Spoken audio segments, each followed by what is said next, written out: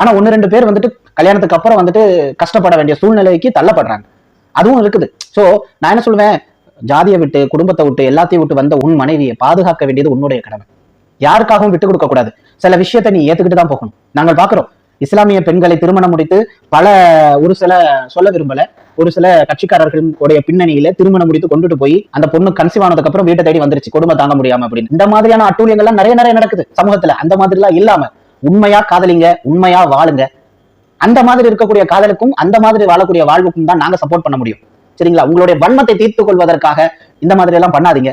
மத்தபடி காதலிப்பதில் யாருக்கும் எந்த தடையும் இல்லை. ஆனா வாழ்க்கையில ஒரு குவாலிட்டி இருக்கணும். நீ யாரு, எவ்வளவு சம்பாதிக்கிற, சொசைட்டில என்ன இடத்துல இருக்கிற, நீ எப்படி வந்துட்டு முன்னுக்கு வருவதற்கு முயற்சி பண்ற, இதெல்லாம் பெத்தவங்க பார்க்கும் போது அனலைஸ் பண்ணும் போது உன்னை அக்செப்ட் பண்ற மாதிரி இருக்கணும். நீயே வெட்டியா ஊதாரி மாதிரி சுத்திக்கிட்டு இருந்தா யார் உன்னை நம்பி பொண்ணு கொடுப்பா? அப்படி ஒண்ணு இருக்குல்ல. சோ அந்த விஷயத்தை நீங்க அக்செப்ட் பண்ணி தான் ஆகணும். ஆனா எல்லா விஷயத்திலயும் சரியா இருந்து லட்சக்கணக்கில் சம்பாதிக்கக்கூடிய, உண்மையால காதலிக்கக்கூடிய, பல வருடங்கள் தொடர்ந்து காதலிக்கக்கூடிய ஒரு பையன் உண்மையா தான் இருப்பான்.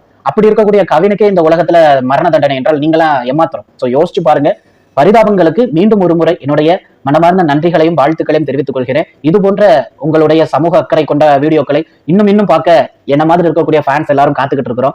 நல்லா இருந்துச்சுன்னா எல்லாம் நல்லா இருந்துச்சு. உங்க டீமுக்கு எல்லாருக்கும் எங்களுடைய மனமார்ந்த பாராட்டுகளும் கூட. நன்றி.